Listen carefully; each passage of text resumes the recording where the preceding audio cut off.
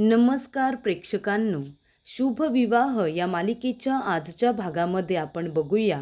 इथे आता रागिनी आणि पौर्णिमा या दोघी जणी एका टीममध्ये असतात. पौर्णिमा फोनवरती बोलत असते. तिने आपल्या माणसाला नयनला फोन केलेला असतो आणि तिने सांगितलेलं असतं की नयन, तुला आता अपूर्वावरती लक्ष ठेवायचं आहे आणि बाकी नंतर काय करायचं आहे ते मी तुला सांगेनच.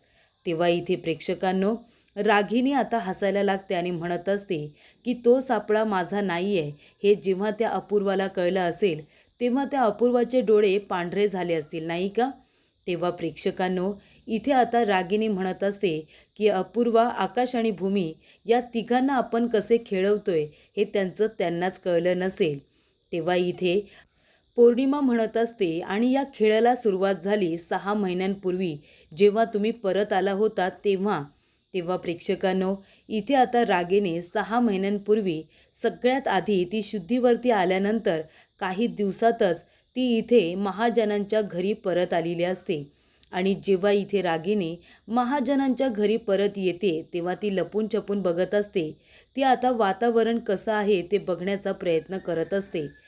7 वर्ष मी इथे नाही आहे, मग काय आता हालहवाल चालू आहे ते बघण्यासाठी आलेले असताना इथे आता सगळेजण तिला आनंदी दिसतात, एकदम खुश दिसतात. तर इथे अभिजित याची जागा घेतलेली असते बलदेवने आणि त्याचबरोबर अथर्व, आकाश, भूमी, मानसी सगळेजण खूपच जास्त तिला आनंदी दिसतात. तेव्हा प्रेक्षकांनो, रागिनी म्हणत असते की माझा खून करून इथे मात्र सगळेजण आनंदी आहेत का? पण मला एक गोष्ट कळत नाही आहे. 7 वर्षांपूर्वी भूमी आणि आकाश या दोघांनी मिळून माझा खून केला होता आणि या सगळ्यांनी माझा खून पचवलासुद्धा. म्हणजे नक्की या 7 वर्षात असं काय काय घडलं आहे म्हणून हे सगळेजण मला इतके आनंदी दिसत आहेत. म्हणजे माझा खून झाला आहे, त्यानंतर नक्की काय काय घडलं याबद्दल तर मला काहीच माहिती नाही आहे. तेव्हा प्रेक्षकांनो, इथे आता पार्सल आलेलं असतं. तेव्हा कुरिअर बॉय आलेला असतो आणि ते आता पार्सल देऊन वॉचमनकडे तो निघून गेलेला असतो. तेव्हा प्रेक्षकांनो, रागिनी पटवर्धन त्याच्यावरती लक्ष ठेवते आणि आता वॉचमन जवळ जाऊन बोलण्याचा प्रयत्न करत असते. जेव्हा इथे वॉचमन जाणार असतात तेवढ्यातच इथे रागिनी येते आणि म्हणते की दादा थांबा, 1 मिनिट थांबा. आणि ती विचारते की मला जरा सांगतं का, रागिनी पटवर्धन आहेत का? मला त्यांना भेटायचं होतं. त्यांनी आमच्या संस्थेला खूप मोठं डोनेशन दिलं होतं ना, आणि आता बरीच वर्षे झाली त्यांनी डोनेशन दिलेलं नाही आहे. त्या आहेत का घरामध्ये? मला त्यांना भेटायचं होतं. तेव्हा वॉचमन म्हणत असतात, तुम्हाला कोणी डोनेशन दिलं होतं? रागिनी पटवर्धन मॅडमने. त्या तुम्हाला डोनेशन देत होत्या. या गोष्टीवरती माझा तरी विश्वास बसत नाही आहे. तेव्हा रागिनी म्हणते का? तेव्हा वॉचमन म्हणतात, कारण रागिनी मॅडम यांनी आकाश सर आणि भूमी मॅडम यांना खूप त्रास दिला होता. त्या खूपच जास्त गुन्हेगार प्रवृत्तीच्या होत्या आणि नंतरला इथे त्यांना आता पोलीस घेऊन जाणारच होते. तेवढ्यातच ते परदेशात पळून गेल्या. परदेशात निघूनसुद्धा गेल्या त्या. तेव्हा इथे रागिनी म्हणत असते, म्हणजे रागिनी पटवर्धन मॅडम ह्या 7 वर्षांपूर्वी परदेशात गेल्या का? हे तुम्हाला कसं काय कळलं? तेव्हा इथे वॉचमन म्हणत असतात, कारण त्या परदेशात गेल्यानंतर त्यांनी काही मेल्स वगैरे केले होते. आकाश सर आहेत ना, त्यांना ते मेल्ससुद्धा मिळाले आणि काही पुरावेसुद्धा सापडले. त्याच्यावरून आम्हाला कळलं की रागिनी मॅडम परदेशात निघून गेलेल्या आहेत म्हणून. त्या तर लंडनला गेल्या ना, इथे नाही आहेत त्या आता, पळून गेल्या त्या लंडनला. तेव्हा तुम्हाला जर हवं असेल तर मी भूमी मॅडमबरोबर तुमची भेट घालून देतो. त्या तुम्हाला डोनेशन देतील. रागिनी मॅडम आणि तुम्हाला डोनेशन देतील याच्यावरती माझा विश्वास नाही बसणार. तेव्हा इथे रागिनी म्हणत असते, नाही नको नको, आताच तुम्ही भूमी मॅडमला काही सांगू नका. माझे मुख्याध्यापक आहेत ना, त्यांच्याशी आधी बोलायला हवं ना, त्यांच्याशी बोलेन आणि मगच सांगेन. उगाच त्यांच्या विरोधात जायला नको, बरोबर की नाही? तेव्हा प्रेक्षकांनो, रागिनी म्हणत असते, अच्छा, म्हणजे मला मारून तर मारून मी जिवंत असल्याचे पुरावेसुद्धा सगळ्यांना दाखवलेत. म्हणजे काय, मी परदेशात पळून गेले असं सगळीकडे इथे आकाश आणि भूमी यांनी दाखवले, तर असे खोटे पुरावे सादर केले ना सगळीकडे. तेव्हा प्रेक्षकांनो, इथे आता रागिनी म्हणत असते की तेव्हाच मी ठरवलं, या लोकांनी खूपच सहजरित्या माझा खून पचवलाय आणि त्याचबरोबर सगळ्यांपासून लपवलाय सुद्धा.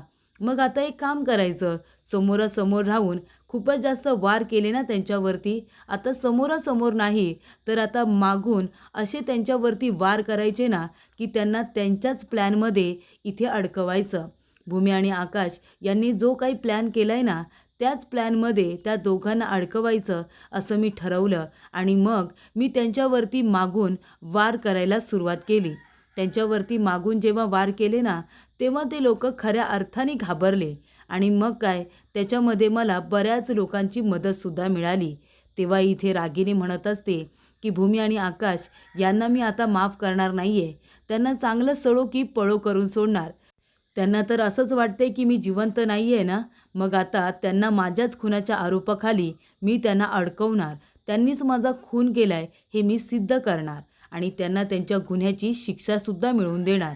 त्यानंतर प्रेक्षकांनो, आकाश आणि भूमी दोघेजण रस्त्यावरून जात असताना आकाशला असं वाटत असतं की त्यांना कुणीतरी व्यक्ती फॉलो करते. तेव्हा आकाश मध्येच उभा राहतो आणि मागे वळून बघत असतो कुणी त्यांना फॉलो करतंय का. त्यानंतर प्रेक्षकांनो, इथे आता भूमी म्हणत असते की आकाश आपण काय करायचं, तो सापळा आपण सेफ ठिकाणी तर ठेवलाय ना, तिथे कुणी जाणार तर नाही ना. तेव्हा आकाश म्हणतो नाही. भूमी म्हणते नाही आहे आकाश, तुझ्या बोलण्यामध्ये मला अजिबात कॉन्फिडन्स जाणवत नाही आहे. असं वाटतंय की तू काहीतरी माझ्यापासून लपवतोयस. तेव्हा प्रेक्षकांनो, इथे आता भूमी म्हणत असते की आकाश मी काय म्हणते, आता आपण सापळ्याकडे नको जाऊया, आपण या बाजूला जाऊया, कुणीतरी आपल्याला फॉलो करतोय असं वाटतंय ना. तेव्हा इथे आकाश म्हणत असतो, भूमी तू बरोबर बोलतेस. मागच्या वेळेला सुद्धा त्या अपूर्वाने आपल्यावरती लक्ष ठेवण्यासाठी कुठल्या तरी माणसाला ठेवलं होतं. आता सुद्धा तिने असंच काहीसं केलंय असं वाटतंय मला. तेव्हा इथे आकाशचं आता मागे लक्ष जातं. भूमी आणि आकाश दोघेजण एकमेकांबरोबर बोलतायत सापळ्याबद्दल आणि तो माणूस त्यांना आता फॉलो करत असतो. तेव्हा प्रेक्षकांनो, इथे भूमी म्हणत असते, आकाश आपण काय करायचं? हे बघ त्या सापळ्याची ना आपल्याला योग्य ती विल्हेवाट लावली पाहिजे हां. सगळ्यांच्या नजरेपासून आपल्याला तो सापळा आता कुठेतरी दूर ठेवायला हवा. काही जरी झालं तरीसुद्धा अपूर्वाच्या हाती तो लागता कामा नये. आणि तेव्हा इथे आकाशचं लक्ष जातं. तो माणूस त्यांना आता लपून-छपून बघतोय. तेव्हा आकाश त्याला पकडण्यासाठी त्याच्या मागे-मागे सुसाट धावत जातो आणि त्याला पकडणारच असतो. तेवढ्यातच अपूर्वाचा माणूस गायब होतो. तेव्हा आकाश म्हणतो, भूमी बघितलंस ना, त्या अपूर्वाने मागच्या वेळेला सुद्धा आपल्या इथे पाठीमागे माणूस ठेवला होता लक्ष ठेवण्यासाठी आणि आता ह्या वेळेला सुद्धा तिने तेच केलेलं आहे. या माणसाला आपला पाठलाग करायला सांगितले. आपण कुठे जातोय कुठे नाही त्याच्यावरती लक्ष ठेवायला. तेव्हा इथे भूमी म्हणते, म्हणूनच आकाश आता आपण सापळा ठेवलाय त्या ठिकाणी जायचं नाही, नाहीतर त्या अपूर्वाला ती जागा कुठे आहे ते कळेल. तेव्हा प्रेक्षकांनो, इथे आता अपूर्वाच्या माणसाने तिला फोन केलेला असतो. अपूर्वा म्हणते, काय रे झालं का काम? तेव्हा तो माणूस म्हणतो, नाही ना अपूर्वा मॅडम, अहो काम झालेलं नाही आहे. मी आकाश आणि भूमी यांचा पाठलागच करतोय, पण ते दोघेजणं अशा कुठल्याच ठिकाणी गेले नाही जिथे मला काही संशयास्पद वाटेल. ते लोकं तर रस्त्यानेच आहेत आणि रस्त्यानेच चालत आहेत. तेव्हा इथे अपूर्वा म्हणते, म्हणजे नक्की काय चाललंय त्यांचं? तेव्हा तो माणूस म्हणत असतो की अपूर्वा मॅडम, मी त्यांचा पाठलाग करत असताना एक गोष्ट माझ्या लक्षात आली. तिथे काही गरीब माणसं बसली होती आणि त्या लोकांसाठी त्यांनी जेवण आणलं होतं आणि ते जेवण ते दोघेजणं त्या गरीब लोकांना देत होते असंच मला दिसलं. बाकी त्या ठिकाणी काही संशयास्पद आहे असं मला अजिबात दिसलेलं नाही आहे. तेव्हा प्रेक्षकांनो, इथे आता त्या गरीब माणसांना आकाश आणि भूमी यांनी जेवण दिलेलं असतं. कारण का? तर जो माणूस त्यांना लपून-छपून बघत असतो त्याला हे वाटेलच की हे दोघेजणं तर या लोकांना जेवण द्यायला आलेत. मग आता हे लोकं त्या सापळ्याच्या ठिकाणी काही जात नाही. तेव्हा अपूर्वा म्हणते, ते दोघेजणं खूपच जास्त शातीर आहेत, कळलं ना? त्यांच्यावरती बारीक लक्ष ठेवा. त्या हातातून निसटून जाता कामा नये. ते नक्की अजून कुठे कुठे जात आहेत ते आपल्याला कळलं पाहिजे. तर प्रेक्षकांनो, इथे आता बलदेव आलेला असतो. तेव्हा अपूर्वा म्हणते, बलदेव तू अजूनही माझ्यावरती रागवलेस का? हे बघ मी सांगितलं ना, मी तुझी माफीसुद्धा मागितली. मी हवं तर पुन्हा एकदा तुला सॉरी म्हणते. हे बघ आज माझ्याकडून जी चूक झाली तशी पुन्हा नाही होणार. तेव्हा इथे बलदेव म्हणत असतो की अपूर्वा तुला एक गोष्ट सांगू का? हे बघ, तुला राग येईल पण मी महत्त्वाची गोष्ट तुला सांगतो. या घरामध्ये आहे ना, जी शांतता आहे ना, ती प्लीज शांतता भंग करण्याचा प्रयत्न करू नकोस. तुझं पर्सनल आणि प्रोफेशनल या दोन्ही गोष्टी ना प्लीज तू वेगवेगळ्या ठेव. या कुटुंबाने आजपर्यंत मी त्यांचा कुणीही नसताना मला खरंच खूप प्रेम दिलं मला खूप जीव लावला मला नेहमी आनंदी ठेवण्याचा प्रयत्न केला तेव्हा मलासुद्धा हेच वाटेल की मी त्यांना नेहमी आनंदी ठेवलं पाहिजे. पण जेव्हापासून तू या घरामध्ये आली आहेस ना, तेव्हापासून या घरामध्ये वाद निर्माण होत आहेत आणि ते प्लीज मला नको आहे. मी तुला विनंती करतो की मला या घरातल्या सर्व माणसांना आनंदी ठेवायचं आहे. प्लीज तू आमच्यामध्ये दुरावा आणण्याचा प्रयत्न करू नकोस, मी तुला विनंती करतो. तेव्हा इथे अपूर्वा म्हणत असते, बलदेव प्लीज, हे बघ माझ्याकडून जी काही चूक झाली आहे ना, ती मला आता सुधारायची आहे. मी सगळं नीट करेन. बरं ठीक आहे, उद्या तुझा वाढदिवस आहे ना, मी माझा वाढदिवस मला जसा हवा होता तसा साजरा केला ना, मग आपण तुझा वाढदिवस आहे ना, तुला हवा तसं साजरा करूया सगळ्यांच्या सोबत. तुला फॅमिलीबरोबर तुझा वाढदिवस साजरा करायला आवडतो ना, आपण सगळ्यांच्या बरोबर तुझा वाढदिवस साजरा करू. तू एक काम कर, भूमी आणि मानसी यांना तुझ्या आवडीचे पदार्थ बनवायला सांग. नाही, खरं तर मला बनवायला खरंच खूप आवडले असते, पण कसं आहे ना, मला कामाचा खूपच जास्त वर्कलोड आहे, त्यामुळे मी काही बनवू शकणार नाही आहे. पण त्या दोघींना सांगा सगळं काही तुझ्या आवडीचं बनवायला. प्रेक्षकांनो, खरं तर असं बोलायला नको, पण या अपूर्वाचा नीचपणा बघा. म्हणजे इथे वाढदिवस बलदेवचा, पण इथे आता पदार्थसुद्धा ती भूमी आणि मानसी यांनाच बनवायला सांगणार आहे. आणि बनवायला सांगणार तर आहेच, पण परत तिने ठरवलेलं असतं की बलदेव, उद्या वाढदिवसाच्या दिवशी बघ मी तुमच्या सगळ्यांमध्ये कशी फूट पाडते ते, असं आता इकडे अपूर्वाने ठरवलेलं असतं. त्यानंतर प्रेक्षकांनो, इथे आता दुसऱ्याच दिवशी बलदेवचा वाढदिवस असल्यामुळे मानसीने संपूर्ण स्वयंपाक त्याच्या आवडीचा बनवलेला असतो. त्याला जे जे काही पदार्थ आवडतात ना, ते सगळे पदार्थ इथे बनवलेले असतात. तेव्हा तिथे भूमी येते आणि म्हणते, माणसे अगं काय हे, गुलाबजाम बनवलेसुद्धा, थांबा मी पाक बनवते. तेव्हा इथे मानसी म्हणत असते, ताई काळजी करू नको, पाकसुद्धा तयार आहे. तेव्हा इथे भूमी म्हणत असते, काय पाकसुद्धा तयार केलास तू, मग मी काय बनवू, तुला काय मदत करू. काय गं म्हणू, सगळं तू एकटीने बनवलेस ना.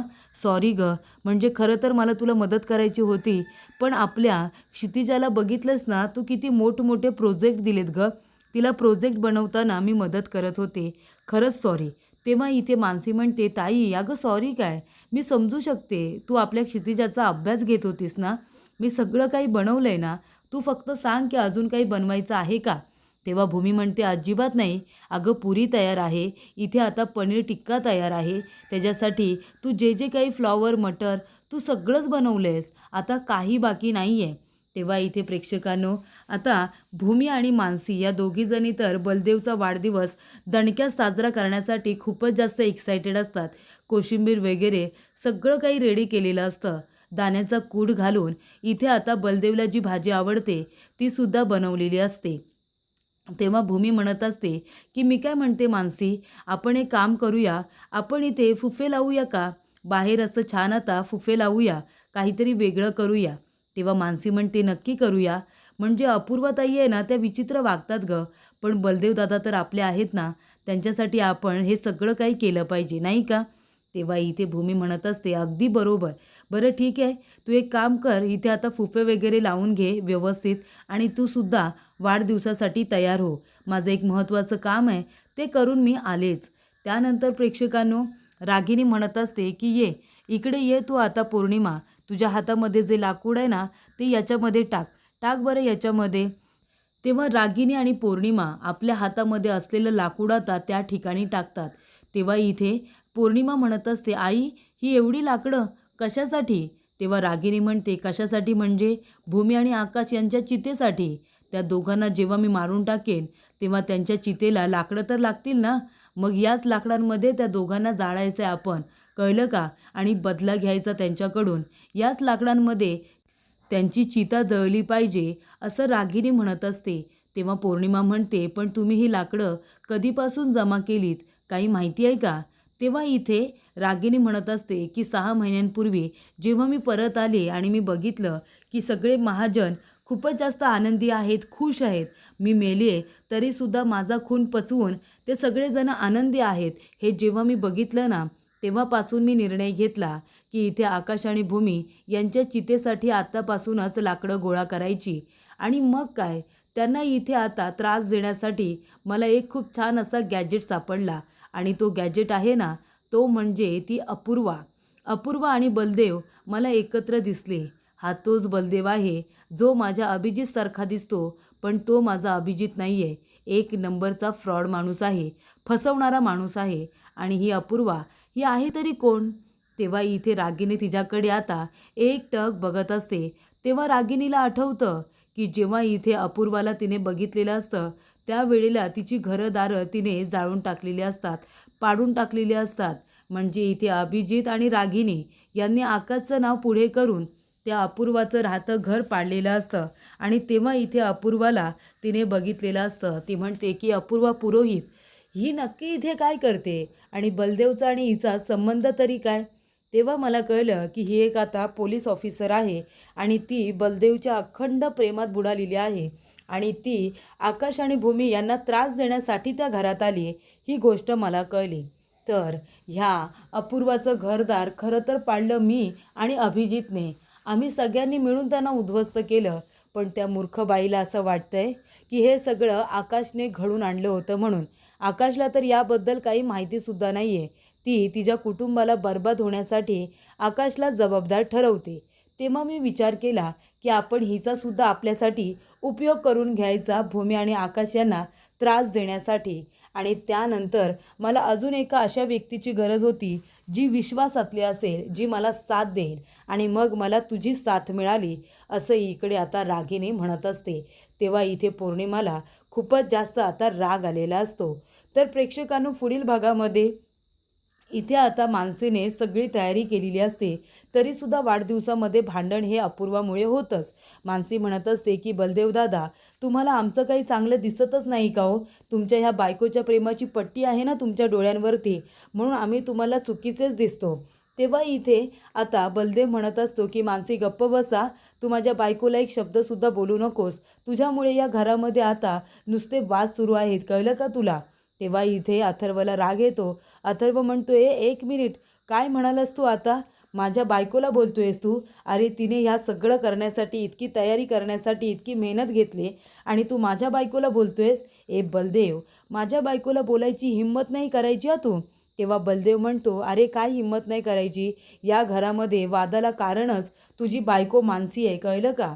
तेव्हा इथे अथर्वला राग येतो आणि तो बलदेवची कॉलर पकडतो आणि म्हणतो, ए बलदेव, माझ्या बायकोला वाटेल ते बोलायचं नाही हा, आत्ताच सांगतोय तुला. तेव्हा इथे बलदेव आणि अथर्वमध्ये भांडण होतं. ते दोघेजण एकमेकांना मारायला सुरुवात करतात. तेव्हा भूमी म्हणत असते, अरे काय चाललंय काय तुमचं?